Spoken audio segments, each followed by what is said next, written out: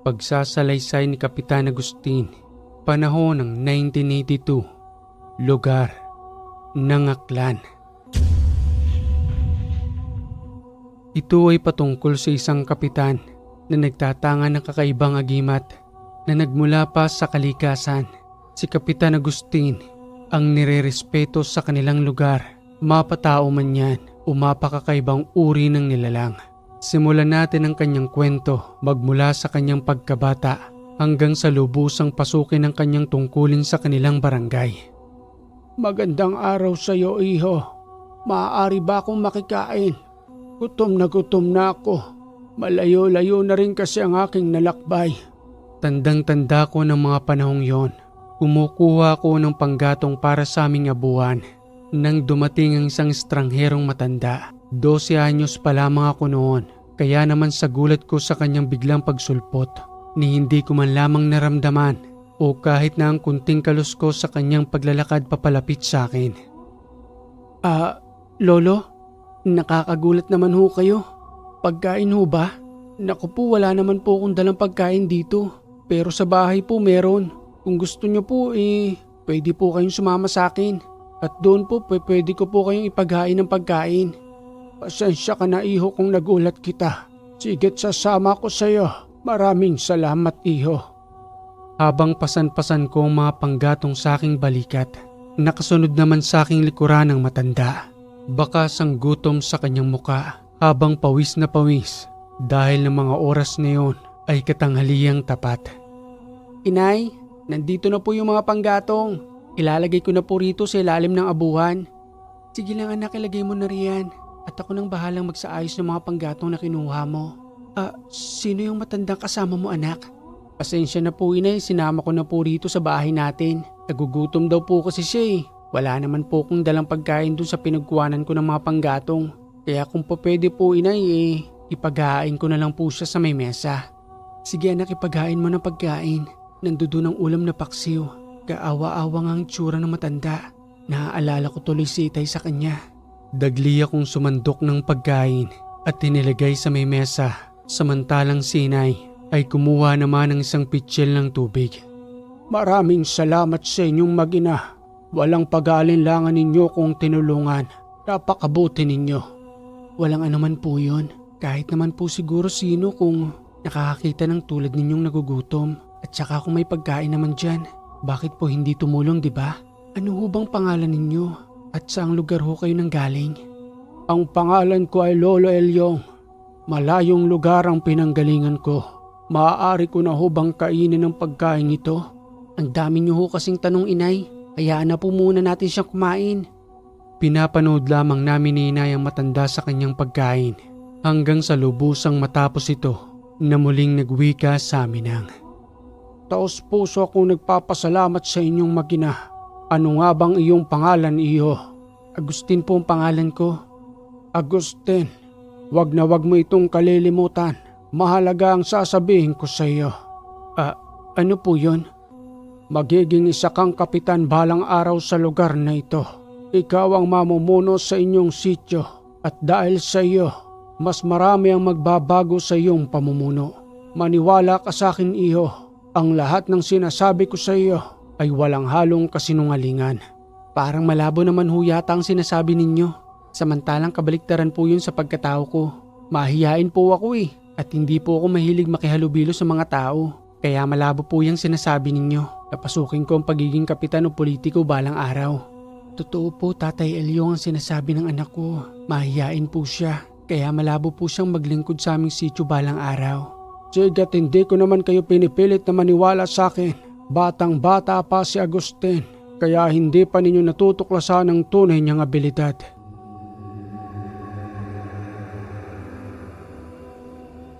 Maya-maya pa'y tumayo ng matanda sa may mesa. Muli itong nagpasalamat sa amin at nagpaalam. At nang makalayo-layo na nga, pabulong na wika pa sa akin ni Inay na nawiwerduhan sa sinabi ng matandang yon. Kaawa-awa naman ang matandang yon. Baka epekto na ng nalipasan ng gutom. Kaya kung ano-anong sinasabi sa atin, anak, ayusin ko na nga muna yung mga kinuha mong panggatong rito para hindi naman nakakalat. Maya-maya pa'y dumating si Itay na nanggaling sa bukid. Ay nako, Sayang yung mga itinanim kong talong sa bukid. Kinain lang ng mga peste. Inaasahan ko pa namang aanihin ko yun sa mga susunod na buwan. Pero anong nangyari? Hindi na napakinabangan. Sayang nga kung ganun, Pancho. Pero wala na tayong magagawa. Pabayaan na lang natin yon. May iba pa naman tayong mga nakatanim. Ipagtitimpla muna kita ng kape. Magpahinga ka na muna riyan. Namulat ako sa sitwasyon ng kahirapan ng buhay. Sanay naman kaming tatlo roon, kaya natuto kaming makisama sa ibang mga tao kung paano nga bang pakikihalubilo sa kabila ng sitwasyon sa buhay. Agustin, nagyayaya ang mga tropa. Mag-excursion daw tayo dun malapit sa ilog.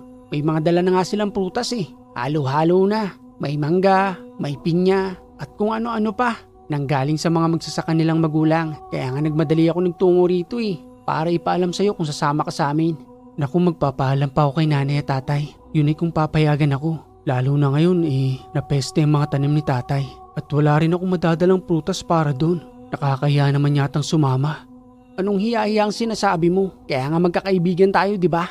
Kung wala ang isa, meron ng iba. Kaya wag mong isipin ang bibit-bitin mo. Marami nang ang prutas doon, di ba sabi ko? Susubukan ko muna magpaalam kay tatay. Dahil kapag pumayag yon, papayag na rin si inay. Hindi naman ako nabigo sa aking pagpapaalam.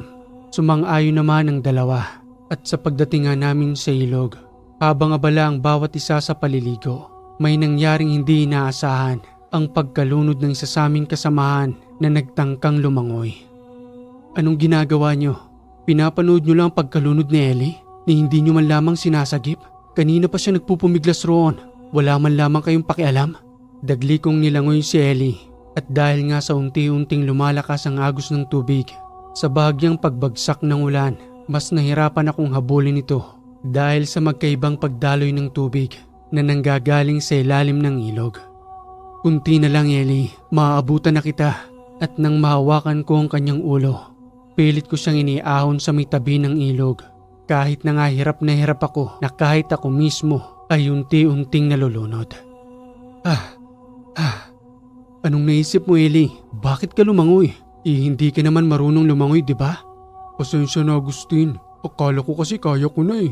Nainggit lang kasi ako sa mga kasamahan natin. Kaya ayun, tumalon akong papailalim.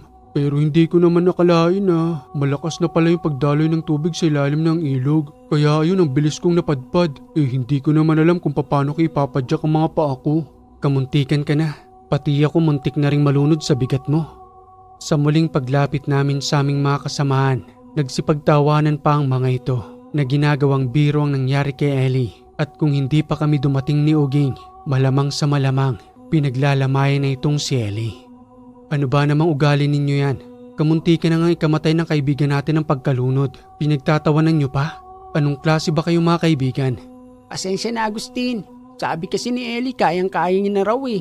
Wala ka pa, pinagsasabihan na namin siya. Pero may katigasan din ang ulo niya. Kaya ayun, bigla na lamang tumalon. Akala nga namin nagbibiro lang eh. Nagbibiro pa ba yon? Na halos hindi na siya makita sa ibabaw ng tubig? Ikaw naman, Ellie, wag mo nang ulitin yon.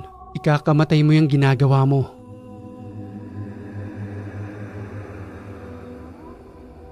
Makalipas ang ilang taon, lubusan na nga akong tumungtong sa ustong gulang.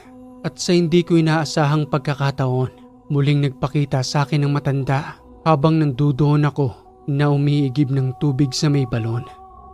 Iyo, maaari ba akong makainom ng tubig sa balong ito? Di ba ikaw yung matandang nakikain sa amin noon? Mabuti naman at natatandaan mo pa. Muli akong nagawi rito upang sabihin sa iyo na ikaw ang susunod na magiging kapitan sa inyong sityo.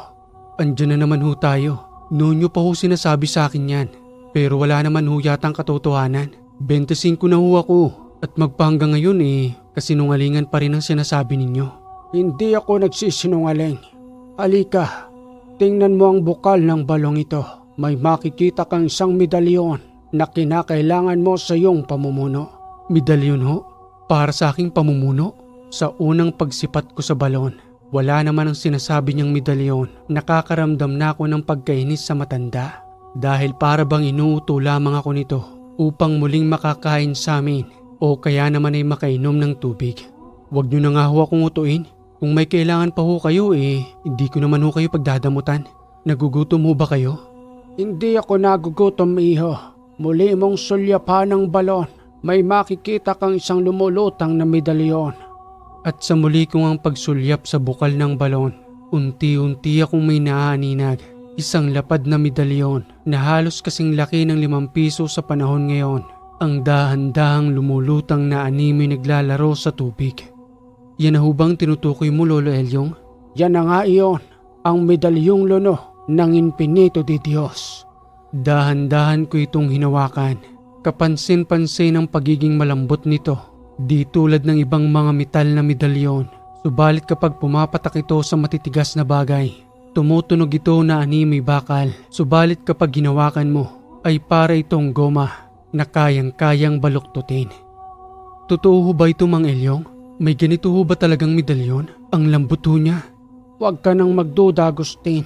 Nakalaan yan para sa iyo at naghintay ng mahabang panahon. Ikaw at ang medalyon ay iisa na sa pamamagitan ng pangangalaga mo. Papaano ko pong pangangalagaan ng medalyong ito? Samantalang wala naman po kong alam patungkol dito. Orasyong dasal ang pagkain na kinakailangan ng iyong medalyon para manatili ang kanyang lakas. At ipagkakaloob ko yun sa iyo, Agustin. Subalit ito lamang ang tatandaan mo. Wag na wag mong gagamitin ang medalyong yan sa kahambugan o kahit sa anumang paggawa ng masama. Dahil ikaw rin ang babalikan yan kung sakasakaling gamitin mo ito sa kasamaan. Ibinigay sa akin ng matandang orasyon. Subalit habang harap-harapan kaming nag-uusap, biglang nawala ang matanda. Hindi ko alam kung saan ito nagtungo. Paulit-ulit ko siyang sinipat sa paligid ng balon. Subalit wala na talaga ito roon. Kaya naman matapos kong umigib ng tubig, itinago kong medalyong luno. Habang binabasa at inuunawa, ang orasyon ay binigay sa akin ng matanda. Nakasadoon ang mga pamilin, pati na rin ang pagdarasal upang lubusan itong mapagana sa pamamagitan ng aking pag-usal.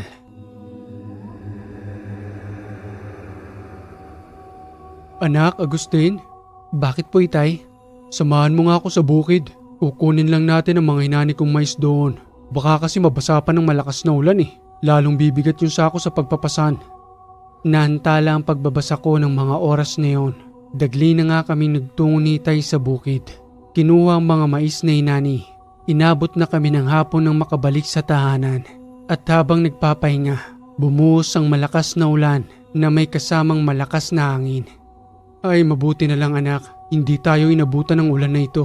Mas mahihirapan tayong bumaba dahil sa madulas ang putik na ating daraanan papauwi rito. Mabuti man lamang kung magaan ang isang sako ng mais. May kabigatan din.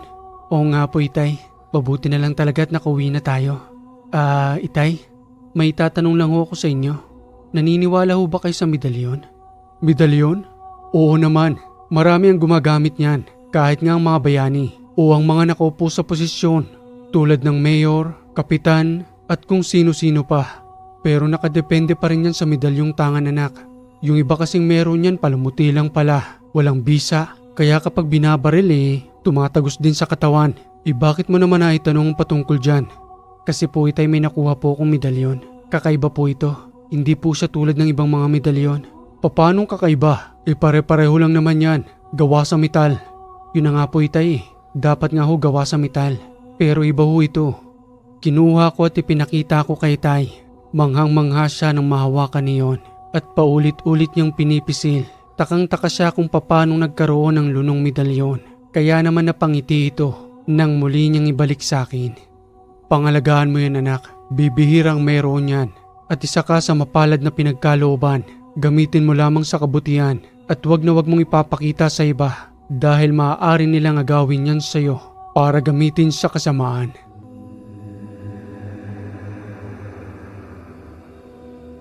Lumipas ang 2 buwan, kabisado ko na ang usal, pati na rin ang lahat ng pamilin na nakasadroon sa lumang papel na ibinigay ng matanda. Masubukan niyang medalyong ito, mahirap na.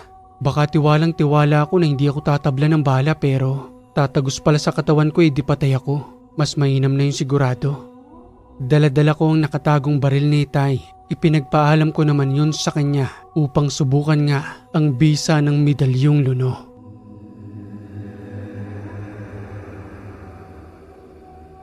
Oy Agustin, ano namang ginagawa mo riyan sa damuhan? may daladala ka pang baril. At ano yung nakalagay dyan? Isang medalyon? Aba, meron ka na pala niyan, Agustin. Ni hindi mo man lamang sinasabi sa akin. Ikaw pala, Uging. Paano mo akong nasundan dito? Tumago na nga ako sa masukal na damuhang ito. Nakita mo pa rin ako? Kanina pa kitang sinusundan, ano ka ba? Magmula pa sa inyong tahanan. Sakto kasing papalapit ako ron at nakita naman kitang lumabas ng inyong pintuan. Kaya ayun, sinundan na kita sa iyong paglalakad. Wala na akong may tatago sa Uging. Susubukan ko nga palang medalyong ito kung tunay ngang may bisa. Paulit-ulit kong kinalabit ang gatilyo, subalit hindi pumuputok ang baril. Samantalang kapag itinututok ko sa itaas, pumuputok ito na ang ibig sabihin may bisang lunong medalyon, pati na rin ang usal na ibinubuhay rito. Subukan ko nga, Agustin. Baka naman kasi luma yung mga bala mo, kaya hindi pumuputok. Maka-6 na beses na ikinasa ni Uging ang baril, subalit ni isang bala ay wala man lamang pumutok. Subalit nang itinutok niya sa puno, sunod-sunod ang pagputok ng bala na halos maubos na ni Uging sa patuloy niyang pagkalapit. Ano, naniniwala ka na ba? Dahil kung hindi pa may mga bala pa ako rito. Itutok muli sa medalyon at subukan muling kalabitin. Malay natin may pumutok na. O di kaya luma lang talaga ang balang mayroon ako. Hindi na, Agustin. Totoong may bisa ang medalyon mo. Kahit ang dalawang kamay ko'y nanginginig. Habang itinututok ko sa kanyang baril, hindi ko may paliwanag na pakiramdam. Malakas ang medalyon mo. Pwede bang bilhin ko na lang siya sa'yo? Kahit 20 mil kukunin ko yan. Nagpapatawa ka naman yata, Uging. Walang halaga ng salapi ang medalyong yan. Lalo na kung buhay mong ililigtas, di ba? At ang isa pa nga pala, hindi yan basta-bastang medalyon. Hawakan mo kung ano yung mararamdaman mo. Paanong napasayo ang medalyong ito? Samantalang marami ang nagnanais na magkaroon ng ganitong uri ng medalyon. Isang luno na bibihirang makuha. Kaya nga walang katumbas na halaga yan. Kahit pa maglaan ka ng 1,000,000, hindi ko ipagpapalit ang medalyong yan.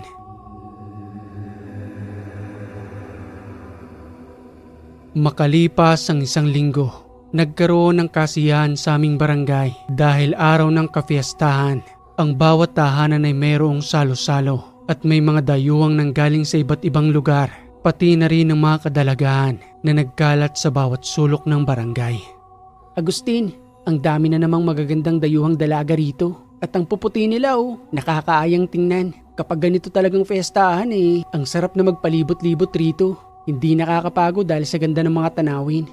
Ano ka ba, Uging? Taon-taon na lang kung ano-anong nakikita mo. Hindi mo naman malapitan, tamang sulyap ka lang. Nako, nagsalita ang isa riyan. Kaya nga pareho tayong lonely boy, di ba? Tayong dalawa na lang yatang walang asawa rito. Samantalang yung mga kaibigan natin, may kanya-kanya ng pamilya. Mas okay na sa akin ang ganito. Walang isipin at sakit ng ulo. Kaya kung gusto mo na mag-asawa, Uging, ayan maghanap ka na riyan ng maliligawan. Subalit habang abala kami sa aming pagmamasid, may isang lasing ang napadaan. Nagtungo ito sa mga kadalagahan at nang hindi ito pansinin, naggurumintado ang lalaki. Naglabas ito ng matalim na balisong habang nagsasalita ng, "Ang susuplada nyo naman. Akala mo naman kung sinong kagandahan. Pangit din naman kayo Katulad ko. Pabuti nga at lumapit pa ako sa inyo at pinansin ko pa kayo. Ikaw, halika nga rito." Yakap-yakap ng isang lasing ang isang dalaga ni hindi ito makapalag dahil nakatutok sa kanyang balisong habang umiiyak ang babae. "Tawagin ninyo si Kapitan, may bastos na lasing rito. Kaawa-awa naman yung babaeng binabastos niya." "Kahit tawagin nyo pa si Kapitan Omar, takot naman ang kapitang yon. Tinagurian pang kapitan dito, pero wala namang bayag. Sarili lamang niyang iniisip niya, kaya wala rin siyang magagawa kahit natawagin pa ninyo." "Agustin, palagyan mo ng isang yan. Kaawa-awa naman yung babae. Lukulukong lalaking to. Kapag nakakainom nawawala sa kanyang sarili. Hindi nilalagay ang alak sa kanyang tiyan kundi sa kanyang ulo." Hindi pa ako nakialam ng mga oras na yun dahil ayaw kong pangunahan si Kapitan. Iginagalang ko siya bilang namumuno sa aming barangay. Hanggang sa maya-maya pa, dumating na nga si Kapitan Omar. Mahinahon itong nakikipag-usap sa lalaki, subalit hindi ito nakikinig. Mas lalong lumalala ang kanyang ginagawa. Pinunit ang damit ng dalaga at nang hindi na makatiis si Kapitan, lumapit ito, subalit inambahan siya ng saksak na tumama sa kanyang braso. "Sige, lumapit ka pa, Kapitan. Akala mo ba natatakot ako sa'yo? Hindi, wala itong kinakatakutan kahit na sino pa sa inyo." "Kapitan Omar, malalim mo ang sugat ninyo. Uging, Pakitalian mo ng telang sugat ni Kapitan Omar. Ipaubayan niyo na humuna sa akin ito, Kapitan Omar. Dahil wala naman ng ibang nagtatangkang lumapit eh. Susubukan kong pakiusapan siya para pakawalan na ang babae. Mag-iingat ka, Agustin. Tarantado ang isang yan. Akala mo kung sino na kapag nakainom ng alak. Aray nako, dahan-dahan naman uging sa pagtali. Pasensya na po, Kapitan. Napalakas po yata yung paghigpit ko ng tela. Dahan-dahan akong lumapit sa lalaking nagngangalang Bal. Tulad ng ginawa ni Kapitan, lakas loob ko itong pinakiusapan. Subalit tulad ng dati, nagmamatigas pa rin si Bal na iginigit ang kanyang kagustuhan upang bastusin ang dalagang nasa kanyang harapan. Kaibigang Bal, muli akong nakikiusap sa'yo. Bitawan mo ng dalagang yan. Namumutla na siya sa takot dahil sa ginagawa mo. Itapon mo na yung balisong na yan. Hindi ka ba naawa sa kanya? At sigurado akong may kapatid ka ring babae. O isipin mo na lang ang nanay mo. Paano kung binabastos ng tulad ng ginagawa mong yan? Ano bang mararamdaman mo? Huwag mo na nga akong pinaiikot, Agustin. Wala akong kapatid na babae. At lahat kami ay puros lalaki. Kaya nga sabi ko sa babae hayaan mo na ako rito. Umalis na kayo. Madali lang naman ito eh. At pagkatapos ko rito, mananahimik na ako. Nairita lang kasi ako sa babaeng ito eh. Pinagtawanan ba naman ako? Kinakausap ko naman sila ng matino kanina. Unawain mo na lamang ang reaksyon ng mga babae. Dahil nga sa nakainom ka. Anong nakainom? Pareho lang yon. Kung may respeto sila sa akin, hindi mangyayari ito. Mukhang wala na tayong magagawa, Agustin. Sarado na ang utak ng lasinggerong yan. Ang kapal pa ng apog ng muka. Sa harapan pa ng maraming tao ng bastos. Bigyan mo na yan ng leksyon, Agustin. Para magising-gising na yan sa katotohanan at mawala ang kanyang kalasingan. Hinamon ko si Bal upang mabitawan lamang ang dalaga.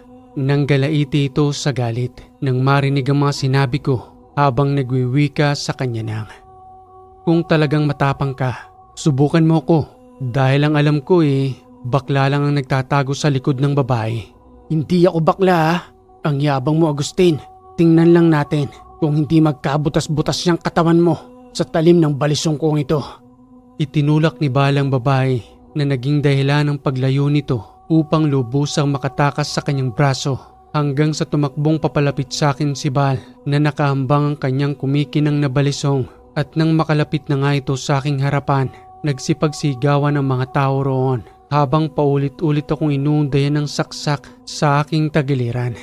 Naku, patay na. Hindi man lang hinarang ni Agustin. Wala man lang siyang ginawa roon. Ano ba naman ang naisip ng batang itong si Agustin? Ni hindi man lamang tumakbo. Naku, Agustin. Kawaawang bata. Pinagsasaksak na nitong si Bal.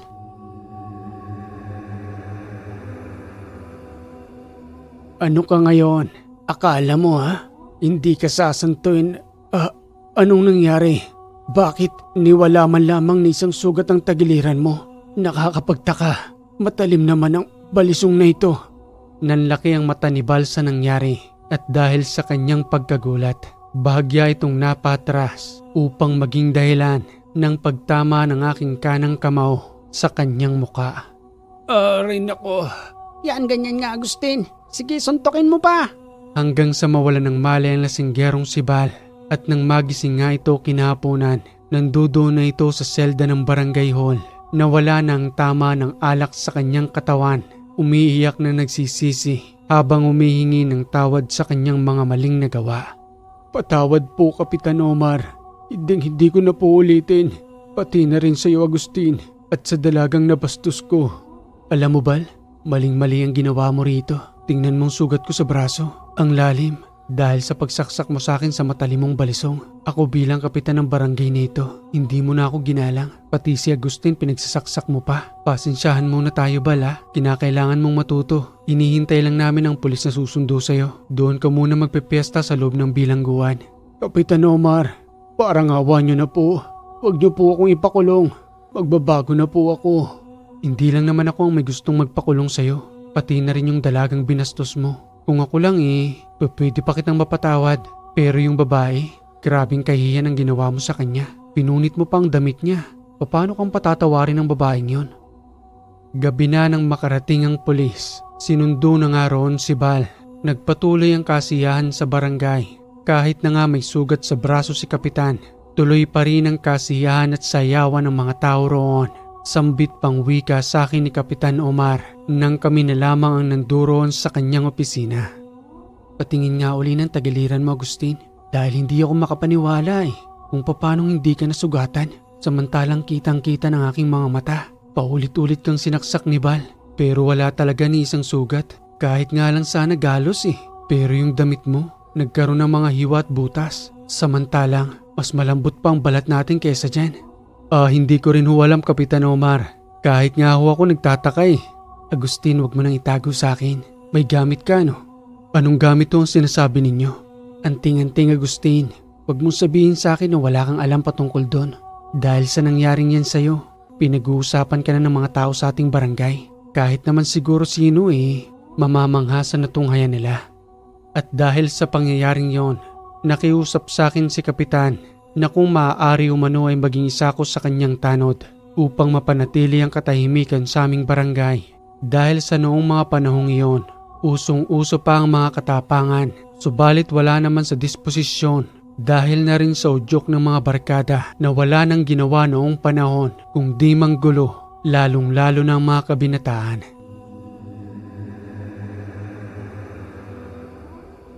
Hanggang sa isang araw, may nagawi sa aming barangay, armado ang mga ito. Dahil sa hindi pa naman kasibilisado ang aming lugar noon, pinapasok pa ito ng mga armadong naninirahan sa bundok. Kaya naman ang malaman ko ang pagtungo nito sa tahanan ni Kapitan, dali-dali akong nagtungo roon upang makiisa sa pagharap sa mga bandido.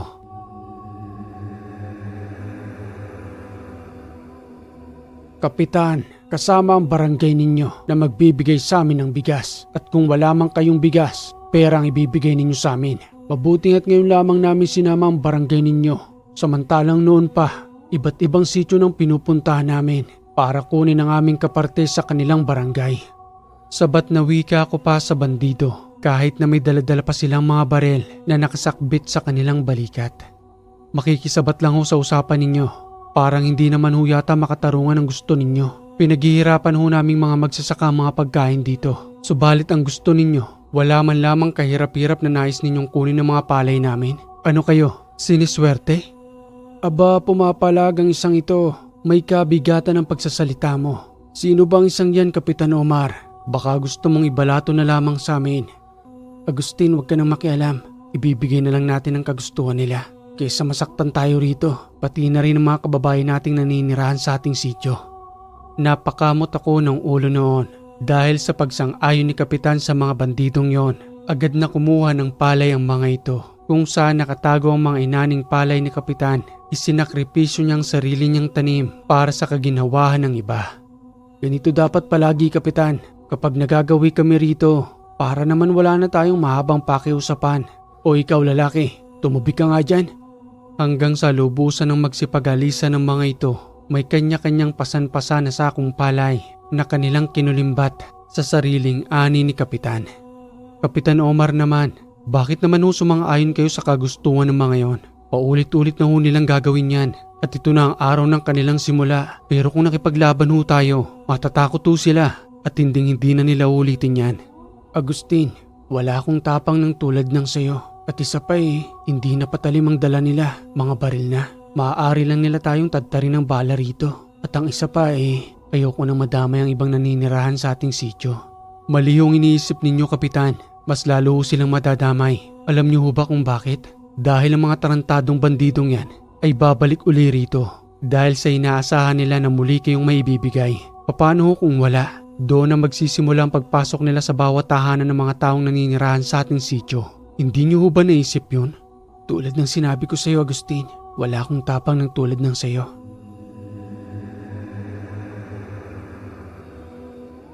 Makalipas ang 3 linggo, tulad na nga ng inaasahan, muling bumalik ang mga ito sa tahanan ni Kapitan at tumihingi ng madadalang pagkain. Subalit sa pagkakataong yon, wala pang paaning palay si Kapitan. Pabalagbag niya itong sinagot dahil sa pagpupumilit ng mga ito na kunin ang palay ng ibang mga taong naninirahan sa aming barangay. Sumusobra naman na ho yata kayo. Gagagaling nyo lamang rito nung nakaraan. Tapos ngayon, umihingi na naman kayo. Niwala na ngang natira sa akin ang pagkuha ninyo ng mga palay ko rito. Hindi ba kayo naaawa sa amin? Kay lalaki ng katawan ninyo, ginagamit lamang ninyo sa pandarambong ng mga pagkain ng hindi naman talaga sa inyo. Aba, Kapitan, ang ganda-ganda ng usapan natin nung nakaraan. Tapos ngayon parang nagbabago yata ang ihip ng hangin. Naiimpluwensyahan ka ba ng isa mong tanod na yan? Kung yan lang nagpapatigas sa'yo, kukunin namin siya at pagpapraktisan ng katawan sa bukid para naman may shooting target kami ron. Saktong-saktong pangangatawan niya. Kayo, mga lumalabas lamang ang tapang dahil nakatago sa likod ng barel. Umalis na nga kayo rito. Baka isa-isa ko pa kayong tagayin Anong magagawa ng hitak mong yan? Dito sa hawak-hawak naming mga barel. Magpapakamatay ka na ba? Pinaiiral mo rin ang tapang mo, no? Ibigay nyo na lang kasi ang gusto namin para hindi na tayo humantong sa kung saan pa. Kayang-kaya namin kayong paslangin dito sa kahit na anong oras man namin gustuin. Kapitan, lumayo ho kayo at isama ninyo ang iba pang mga tanod. Ako na hong bahalang humarap sa mga ito. Pero Agustin, hindi na patalim ang hawak nila. Mga baril na yan. Hindi na yan tulad ni Bal na balisong lang ang dala. Ibigay na lang natin ang gusto nila at maghahanap na lamang ako ng paraan. Masyado kang madaling pakiusapan, Kapitan. Ang mga ganitong uri ng tao ay sinusopla dahil sa mapangsamantala nilang ugali. Pagtiwala ho kayo sa akin, Kapitan. Umalis na ho kayo rito at ako na hong bahalang humarap sa kanila.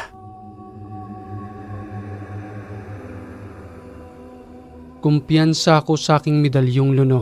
Naililigtas ako nito sa aking katunggali. At nang makalayo-layo na nga sila, Kapitan, hinugot ko ang itak na aking daladala. Samantalang ang 5 bandido ay kanina pang kinakasa ang kanilang mahabang baril sa kadahilan ng hindi ito pumuputok na kanina pang itinututok at kinakalabit sa akin. Demonyo! Demonyo ang isang ito! Takbo! Nangambang tatagpasin ko na ang mga ito.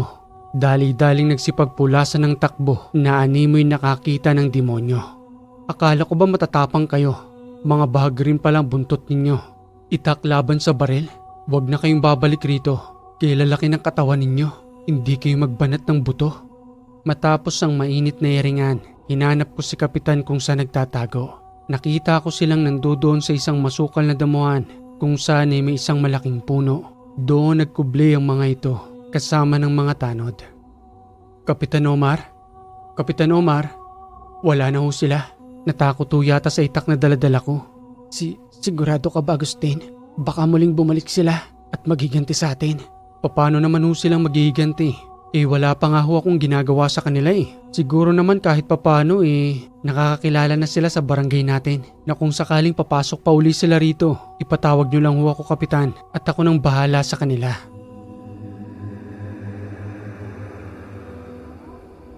Sa tuwing magkakaroon ng problema si Kapitan patungkol sa barangay, ipinatatawag ako nito upang magresolba sa kadahilan ng hindi lahat ng sitwasyon ay kaya niyang magampanan, lalo na pagdating sa mga away at sandata na hindi niya kayang kontrolin. Agustin, ikaw nga mag-ayos ng dalawang yan. Kanina pang nag-iiringan yan dito. Nasusobra na yata sa tapang. Ayaw namang makinig sa akin. Kanina ko pang inaawat ang dalawang yan. Ang ibang mga tanod ay takot din namang lumapit. Ikaw nang bahala dyan, Agustin. May tiwala ako sa iyo pagdating dyan. Sige ho, Kapitan Omar. Ako na hong bahala sa dalawang nag-aaway na yan. Dalawang dating magkaibigan. Ang parehong nag-iiringan. May daladalang kutsilyo ang bawat isa. Samantalang ang isang roon ay may sugat na sa kanyang tagiliran. Oy, kayong dalawa. Hindi nyo pa ba ititigil yan? Kita-tapang ninyo. Bitawan nyo na nga yung mga kutsilyo nyong yan. Dahil kung hindi, 3 tayong magpapambuno rito. Wala na kayong pakialam sa pakiusap ni Kapitan.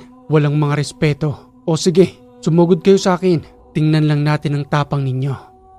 Napahinto ang dalawa sa kanilang pag-iiringan na kahit papano sa aming lugar ay unti-unti nang nakikilala ang aking pangalan.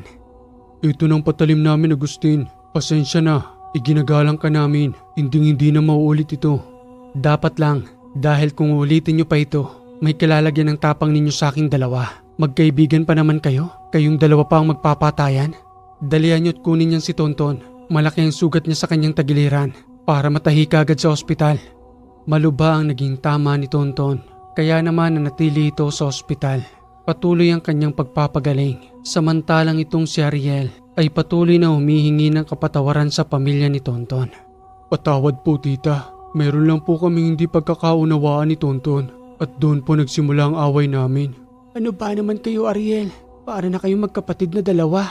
Natutulog ka pa nga sa bahay namin at pati yang si Tonton ay natutulog din sa bahay ninyo. Bakit naman humantong pa kayo sa ganitong away? Hindi nyo na lang pinag-usapan para sana naiwasan ang ganito.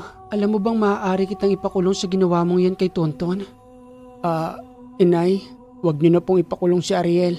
Pareho ho namin ginustong magkasakitan at pinapatawad ko na po siya sa ginawa niya sa akin. Away magkaibigan lang po ito, Nay. Anong klaseng away magkaibigan yan? Magpapatayin na kayong dalawa. Kung hindi pa dumating si Agustin, malamang ang isa sa inyo ay pumanaw na.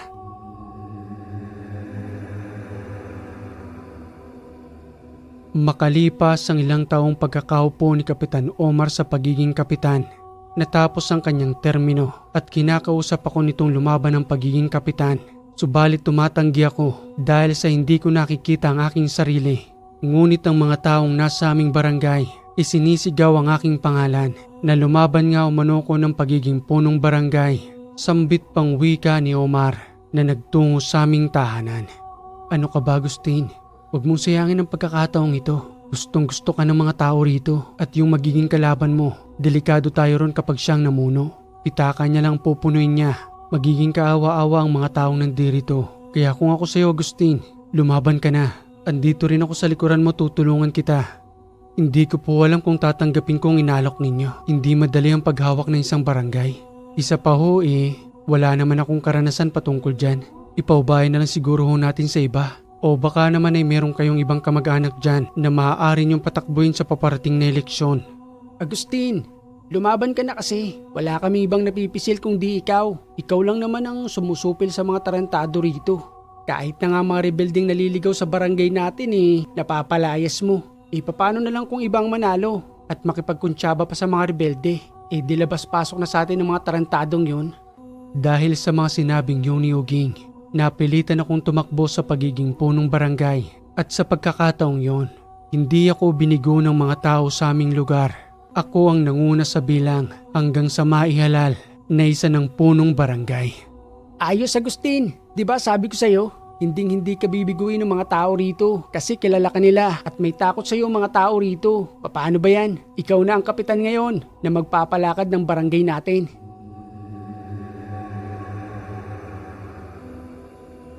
Nang isang gabi ay may kumakatok sa aming tahanan. Nagmamadali ito sa takot. Akala ko nga kung napapano na.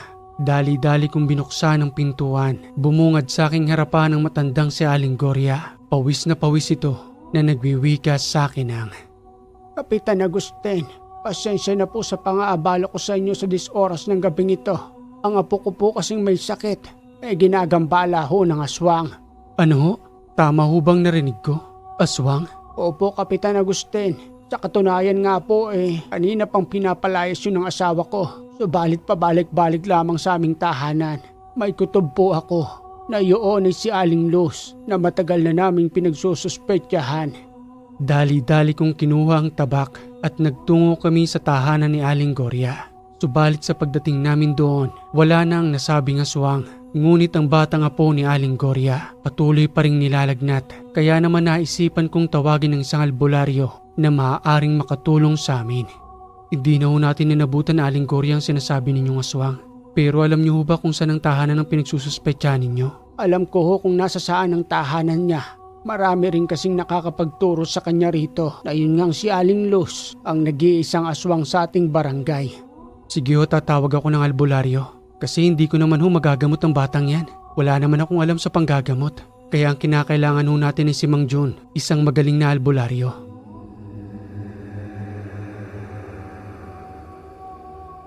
Kinabukasan ng umaga, dagli kaming nagtungo ni Uging sa tahanan ni Mang Jun at sa pagdating namin doon, sakto namang wala pa itong ginagawa maliban sa pagpapakain ng kanyang mga alagang manok sa kanyang bakuran. Magandang umaga ho, Mang Jun. Maabala ka lang ho namin. Kinakailangan ho kasi namin ng tulong mo. Patungkol ho ito dun sa apo ni Aling Gloria. Kagabi lang ho kasi ginagambala ho ito ng aswang. Kaya yung bata mas lalong tumataas ang lagnat. Maaari niyo ho ba kaming masamahan doon upang gamutin ho ang bata at sasadyay na rin ho natin yung tahanan ng pinagsususpetya nilang aswang. Walang problema sa akin yun, Agustin. Basta ikaw, alam mo namang hinahangaan ka ng mga tao rito. Kaya pati ako ay lubusang humahanga sa kabutihan mo. Siya nga pala, nagliliwanag ang iyong medalyon. Nakikita ng aking espiritual na mata. Nandiyan sa iyong dibdib. Wala kang may pagkakaila sa akin, Agustin. Yan ay ang medalyong luno ng Infinito de Dios. Muli naming binaktas ang daan patungo sa tahanan nila Aling Gloria kasama si Mang June, at sa pagdating namin doon, nanlalambot na ang bata. Mataas pa rin ang kanyang lagnat, kaya naman kagad na nagsagawa ng ritual ang matandang albularyo. Kumuha ito ng kandila, ipinatak sa tabong may tubig habang patuloy na nag-uusal nang hindi namin maunawaan. Pagmasdan ninyo ang namumuong imahe sa tubig, unti-unti nang nakikita ang kanyang mukha. Isa siyang matanda na mahaba ang kanyang buhok, at hindi ako nagkakamali. Yan nga ang matandang si Luz na inyong pinagsususpetsahan. Inasabi ko na nga ba, Kapitan Agustin, siya talaga ang madalas na pumapasyal sa aming tahanan sa 10 oras ng gabi. Pati ba naman ang apo ko, gusto niya pang kunin sa amin. Huwag na ho kayong mag-alala, Aling Gloria. Magbibigay ho ng pangontra si Mang June upang hindi na ho siya makalapit dito. At isa pa ho sasadyay na ho namin siya sa kanyang tahanan para ho kausapin. At nandito naman ho si Mang June. Kung ano man ho mapag-usapan namin dun para ho yun sa batang ito at para rin sa pagbabago ni Aling Luz. Sana lang ipakinggan niya ang pakiusap namin. Dahil kung hindi, maaari siyang mamatay sa kakayanan ni Mang June.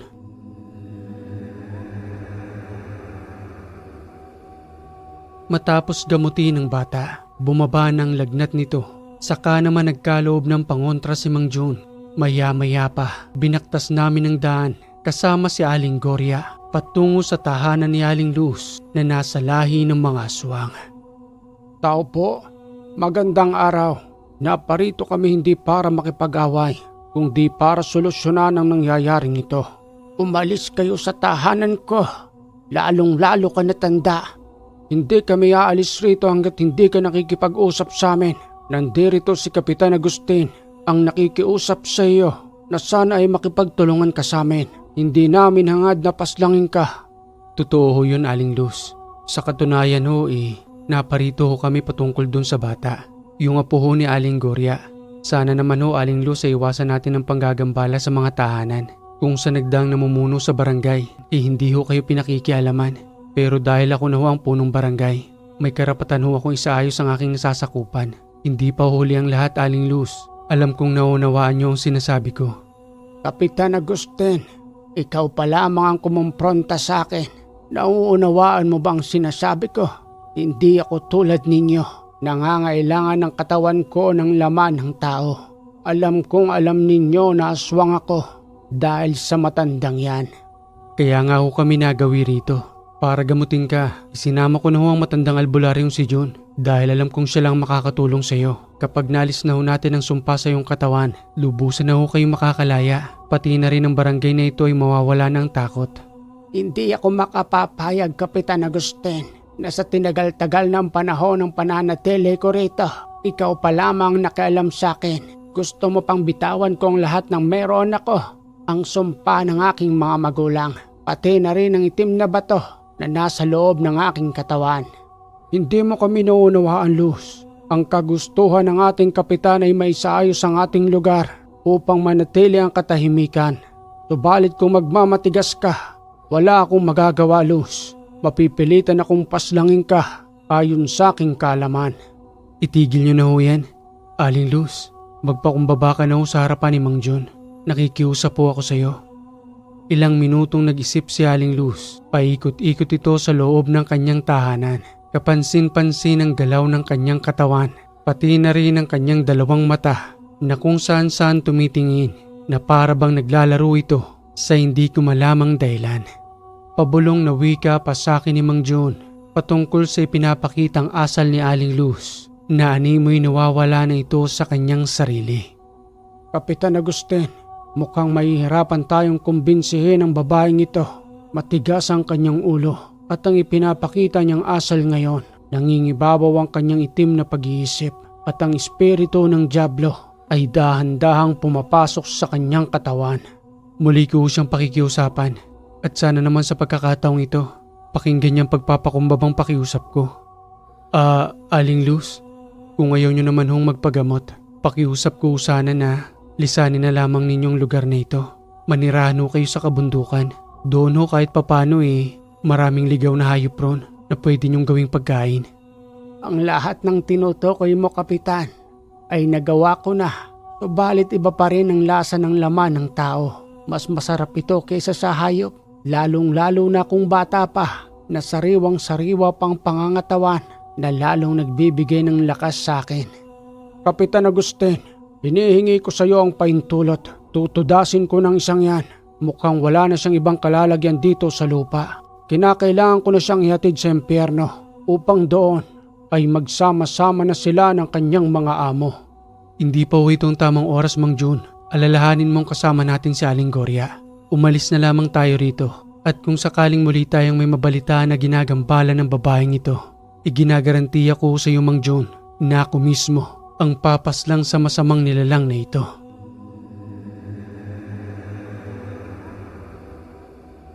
Umalis na kami sa tahanan ni Aling Luz. Hindi naging matagumpay ang aming pakiusap, pero inaasahan ko noong mga oras na yon na kahit papano'y magkakaroon siya ng limitasyon sa panggagambala at maiisip niya ang mga sinabi namin at sana nga ay dahan-dahan na siyang magbago. Makalipas ang 2 araw, habang nanduroon ako sa aking silid na nagdarasal, dumating ang matandang si Mang Jun. May daladala itong isang balisong na yari sa purong tanso. Ibinigay niya sa akin iyon at yun umano ang maaari kong gamitin sa pagpaslang ng aswang. Lalo pat itong si Aling Luz ay muli na naman umanong nanggagambala. Pasensya na sa oras ng gabing ito. Dagli akong natungo sa iyong tahanan. Napag-isip-isip ko lamang sinabi mo, Kapitan, na ikaw mismo ang papaslang sa aswang na si Luz. Kaya muli kong tiningnan ang aking mga gamit. Nakita ko ang purong tansong balisong. Matagal na panahon nang nakaimbak lamang yan doon. Ipagkakaloob ko na sa iyo bilang iyong sandata, Kapitan. Marami yung salamat dito, Mang Jun. Ang ganda ho ng pagkakagawa at may mga lihim pang letrang nakaukit. Ipagkakaloob ko sa iyo ang susi ng mga letrang yan upang lubusan mo itong mapagana. Siya nga pala, Kapitan Agustin. Kanina lang ay usap-usapan na naman ang panggagambala ni Aling Luz. Hindi ko na sana sasabihin ito sa iyo at ako na lamang sana ang gagawa ng paraan upang paslangin ang aswang na yon. Subalit iginagalang kita bilang isang punong barangay at naniniwala ako sa iyong kakayanan. Ano ang pinaplano mo ngayon kay Aling Luz? Mas marami pa siyang mabibiktimang kabataan, kaya habang maaga pa, dahil sa hindi naman siya nakikinig sa pakiusap natin, patatahimikin ko na yung si Aling Luz. Muli kitang sasamahan, Kapitan, upang kung sakaling magtawag pa siya ng kanyang mga kasamahan, hindi ka nag-iisang makikipaglaban. Marami yung salamat, Mang Jun. Ayoko na rin nung mag-aksaya ng oras pa. Tama ng 2 araw na binigay nating palugit sa kanya. Akala ko nga ituluyan na siyang mananahimik. Pero hindi pa pala. Magbibihis lamang ho ako ng damit. Muli ho tayong magtutungo ngayon sa tahanan ni Aling Luz. Matapos kong makapaganda, kagad na rin naming binaktas ni Mang Jun ang daan patungo sa tahanan ng nasabing aswang. At sa pagdating nga namin doon, hindi ko inaasahang naghihintay ang kanyang mga patibong. Ibinao ng mga ito sa lupa gamit ang matatalim na bubog. Mabuti na lang talaga at sumama si Mang Jun na kagad na nakapansin ng lahat ng mga patibong sa lupa. Mag-iingat ka, Kapitan Agustin. May lason ng matatalim na bubog na yan at hindi basta-bastang lason. Maaari kang mawala ng malay tao. Kung sakaling mahiwaan ka ng kahit nakatiting lang, magugulat ka na lamang na unti-unti ka nang nangihina. At yun ang pagkakataon para sa kanila na wala kang kamalay-malay na pinagpepiestahan na palang yung katawan ng mga demonyong yan. Pinasok namin ang tahanan ni Aling Luz, subalit wala ito roon. Patuloy kaming nagmasid sa paligid ng kanyang tahanan. Wala kaming kakaibang naramdaman maliban sa umaalingasaw na amoy na nanggagaling sa kanyang lutuan. Mautak talaga ang matandang yon. Alam niyang magtutungo ulit tayo rito. Kaya lumikas na siya ng kanyang tahanan at ang naiwan na lamang sa loob nito ay ang umalingasaw na laman ng tao. Tao ho bang laman yan, Mang Jun? Akala ko nabubulok na karne lang ng hayop. Magaling silang magtago, Kapitan. Kaya nilang manlinlang ng mata ng isang normal na tao. Subalit ang tulad kong isang albularyo ay hinding-hindi nila maluloko. Wala nang pagkakakilanlan ang mga laman na yon. Gutay-gutay na ito, kaya ibinaw na lamang namin ni Mang Jun sa lupa. At bago namin lisanin ng tahanang yon, may binaon siyang pangontra sa labas ng pintuan, pati na rin sa may tapat ng bintana, gayon din sa silong ng tahanan. Alam ni Mang Jun na muling babalik ang matanda. Subalit kung sakasakali man na muli siyang maligaw sa kanyang tahanan, hinding-hindi na siya makakapasok roon dahil sa mga pangontra na ibinao ni Mang Jun. Malakas ang pandinig ng aswang na yon. Papalapit pa lamang tayo. Madali siyang dumaan sa may bintana. Subalit subukan niya lamang na bumalik. Matatali siya sa kanyang tahanan at hindi siya makakapasok rito. Paulit-ulit lamang siyang iikot sa labas hanggang sa abutan siya ng sikat ng araw at yun ang maaari niyang ikamatay. O paano ho yan, Mang Jun? Hihintayin pa ho ba natin ang pagbabalik niya? Hindi na, Kapitan Agustin. Masasayang lamang ang oras natin dito. Papasyalan ko na lamang muli ang tahanang ito sa Makalawa at pagmamasdan ko kung nandito sa paligid ng tahanan ng katawan ni Aling Luz. Dahil sa mga sinabing yun ni Mang Jun, mas naging kampante ako na kahit papano'y mababawasan ang masamang nilalang sa aming sityo. At sa maniwala man kayo sa akin o hindi, totoo ang mga aswang, lalong-lalo na sa panahon natin ngayon na sumasabay din sila sa makabagong panahon. Nakakasalamuha rin natin sila nang hindi natin namamalayan na may kakaiba silang kakayanan. Tao lang rin naman sila, namamalengke, naglalaba, nakikipagkwentuhan. Subalit sa pagsapit ng dilim, kapag sinusumpong sila ng kanilang sumpa, umaatake ang demonyo sa kanilang katawan at nag-uutos na pumaslang ng kanilang bibiktimahin.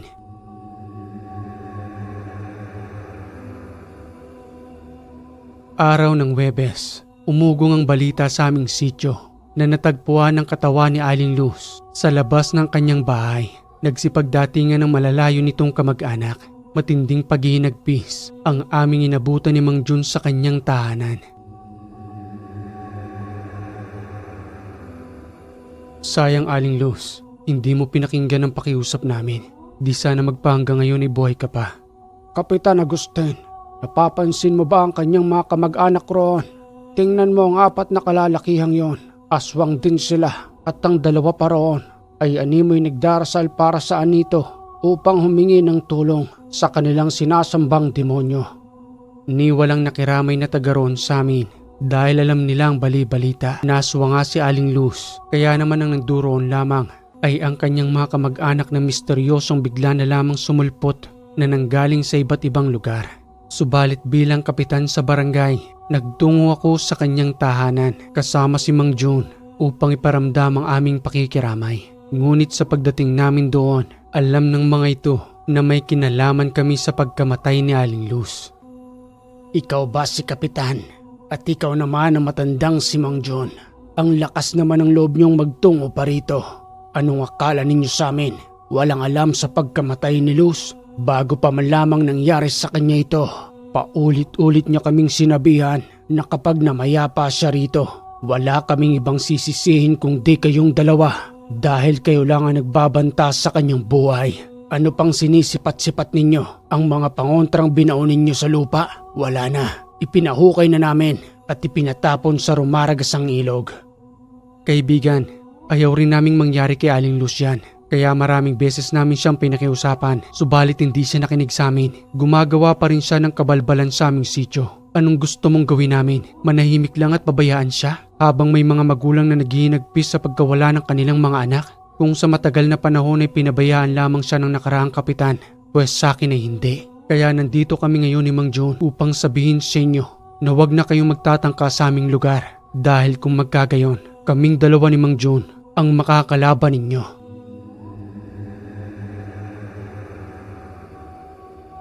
Sa paglipas ng 1 linggo, tahimik na ang aming barangay. Wala na ni isang nanggagambala sa gabi. Naging kampante ng lahat sa pagkawala ni Aling Luz. Subalit ang panandaliang katahimikang yon ay kagad na napalitan ng ingay nang may makita silang isang malaking uwak na nagbabantay sa panganganak ni Aling Yaning. Diyos ko pong mahabagin, kanina pa ba ang malaking uwak niyan dyan? Nasaan ang uwak na sinasabi mo? Hindi mo ba nakikita? Nandoon sa malaking punong yon. Nagniningas ang kanyang mga mata at alam ko sa sarili ko bilang isang kumadrona na aswang ang isang yan. Palalayasin kong ibon na yan. Nakabang ka pa sa panganganak ng asawa ko? Pati ang panganay namin? Plano mo pang kunin? Mabuti na lamang kahit papano ay may kaalaman ng kumadrona. Kagad niyang naprotektahan ng bata. Nilagyan ng pangontrang magina upang hindi makalapit ang nilalang na yon na kanina pa palang nagmamasid sa kanila. Matapos ang pangyayari ay nakabot sa akin ng balita. Nagtungo sa aming tahanan si Mang Jun at may daladala itong maliit na libreta. Ipinapakiusap niya sa akin na pag-aralan ko iyon bilang karagdagan sa aking gamit dahil sa hindi umano namin masasabi na kung sakaling muli naming makaharap ang kamag-anak ni Aling Luz ay maaari akong mapahamak. Kapitan Agustin, alam kong may tiwala ka sa iyong medalyon. Subalit hindi lamang yan dyan natatapos. Kinakailangan mong mas palakasin ang iyong kabal, pati na rin ang iyong balabal. Alam mo ba kung bakit? Pinagpaplanuhan tayo ng mga kamag-anak ni Aling Luz. Gusto nila tayong paslangin. Kaya naman nandito ako ngayon sa iyong harapan upang sabihin sa iyo na ihanda mo ang iyong sarili. At sa pamamagitan ng libretang yan, mas marami kang matututunan at mas lalong mapapangalagaan mo ang iyong medalyon na magagamit mo sa iyong buong termino sa pagiging kapitan. Maraming salamat, Mang Jun. Tatanggapin ko at pag-aaralan ng libretang ito.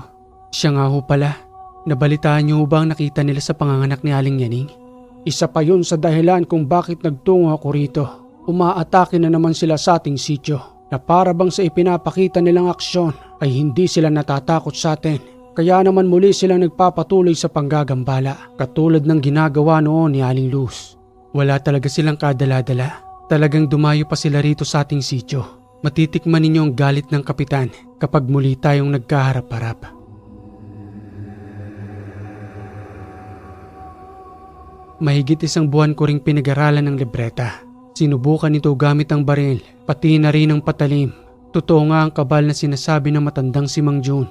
Subalit kinakailangan ito ng masinsinang pagdarasal upang lubusang mapagana ang lahat ng mga orasyon na nilalaman ng libreta. Hanggang sa isang gabi, habang patuloy kaming nagpapatrolya kasama ng mga tanod, inikot namin ang buong barangay. Subalit sa pagdating namin sa kaduluduluhan ng sityo, 3 kalalakihan ang umarang sa aming daan. Malakas ang kutob ko ng mga oras na yon dahil sa kanilang masangsang na amoy na kahit magpalit pa ng kasuotan, sumisingaw sa kanilang buong katawan ang dugo ng kanilang binibiktima. Sambit pa ng aking kaibigang si Uging na isa sa aking mga tanod. Oy, sino ba kayong 3? Bakit nakaharang kayo sa aming daraanan? Hindi ba kayo alis dyan? Hindi nyo ba kami kilala? Kami ang mga tanod sa lugar na ito at kasama namin si Kapitan. Aba, hindi umiimik ang 3 to ah. Ano kayo, walang mga dila? Nakayuko ang mga yon habang patuloy naming inaaninagan ng aming daladalang sulo ang kanilang mga muka. Dahil ng mga panahong yon ay hindi pa naman naaabot ng kable ng kuryente ang aming lugar. Kaya may kadiliman pa ang bawat sityo, lalong-lalo na sa amin na may mga naglalakihan pang mga puno. Lumayo kayo, hindi pangkaraniwan ng 3 yan. Paano hindi pangkaraniwan ang sinasabi mo, Kapitan Agustin? Tao lang rin naman ang mga yan. Tao nga sila, pero mas may abilidad sila kaysa sa inyo. Lalo na sa mga oras na ito na sakop na ng kadiliman ng buong paligid. Nagsipag-atrasan ng mga tanod nang maninagan nila ng lubusan ng mukha ng 3. Hindi kaaya-aya ang kanilang itsura. Lalo na kung una mo pa lamang silang makikita, madungis ang kanilang pagmumuka at ang kanilang pangil ay nakalabas sa kanilang labi. Kapitan Agustin, aswang ang 3 yan. Lumayo na kayo, Uging. Alam kong hindi lang sila 3. May iba pang nagmamasid sa atin dito. Hindi ka namin maaaring iwan, Kapitan. Nag-iisa ka lang at hindi mo sila kakayanin. Hindi nag-iisa si Kapitan Agustin. Nandirito ako na kanina pang nagmamasid sa mga yan. 6 silang magkakasama. Nandoon pang 3 sa malalaking punong yon. Salamat, Mang Jun, at dumating ka. Umalis na kayo rito, Uging. Hindi ninyo sila kakayanin. Baka mapahamak lamang kayo.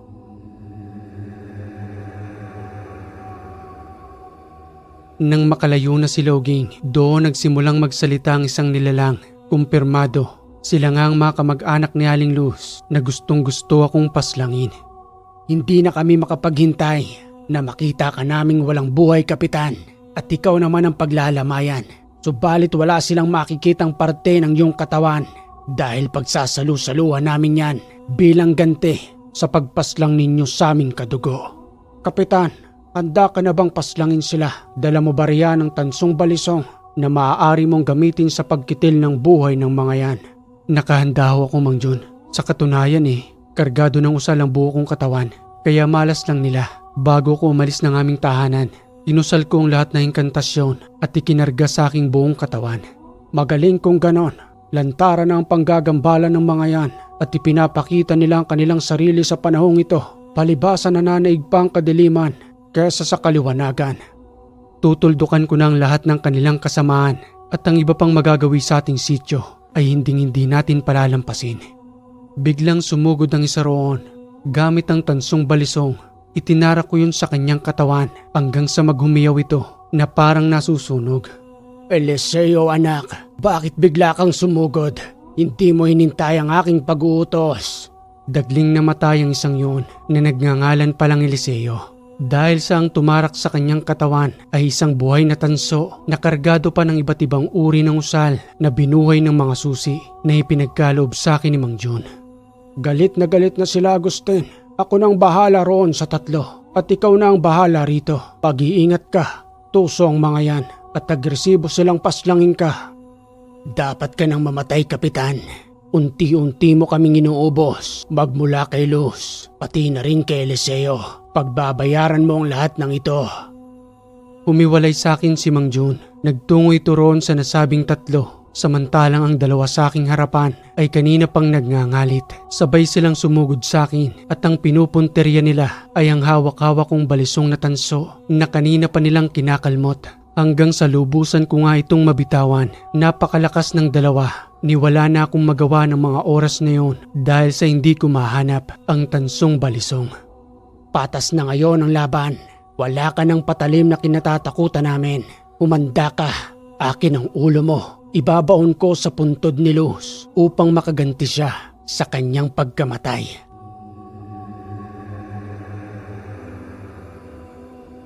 Subalit sa paulit-ulit na pag-atake ng 2, wala silang napala dahil sa lakas ng kabal na ipinagkaloob sa akin ni Mang Jun. Agustin, saluhin mo ang tansong balisong. Paslangin mo sila ayon sa kaalaman mo sa libreta. Natunto ni Mang Jun kung saan tumilapon ang tansong balisong at nang ihagis niya nga ito sa akin. Sakto namang papasugod ang 2. Gamit ang matalim na sandata, sabay ko silang kinitla ng buhay, lalong-lalo na ang isa roon na patuloy pang naghihingalo. Buhay ka pa? Tanggapin mo ang parusang ito, ang parusa ng kamatayan. Subalit nang muli kong itatarak ang tanso, nagmakaawa ito sa akin na naghihingalo habang nagsasalita ng, Kapitan Agustin, ikaw lamang ang nag-iisa na lumaban sa aming lahi ng mga aswang. Okay mga kaiwaga, ang ganda ng kwento. Maraming salamat sa nagpadala ng kwentong ito na itinago natin sa pangalang Agustin. Makalipas ang ilang taon, nang matapos ni Kapitan Agustin ang kanyang termino, ayaw siyang pababain ng mga tao roon. Ginugusto nilang siyang maging kapitan dahil sa patuloy na pananahimik ng kanilang sityo na naging maayos ang kanilang seguridad kahit na ang mga rebelde ay hindi sila magambala roon. At kung nagustuhan mo ang kwentong ito mga kaiwaga, palambing naman po ng like and share. At kung hindi ka pa nakaka-subscribe, click mo na yung subscribe button dyan, pati na rin yung bell para updated ka sa ating mga bagong kwento. Muli mga kaiwaga, maraming salamat sa lagi ninyong pagantabay dito sa Ang Hiwaga.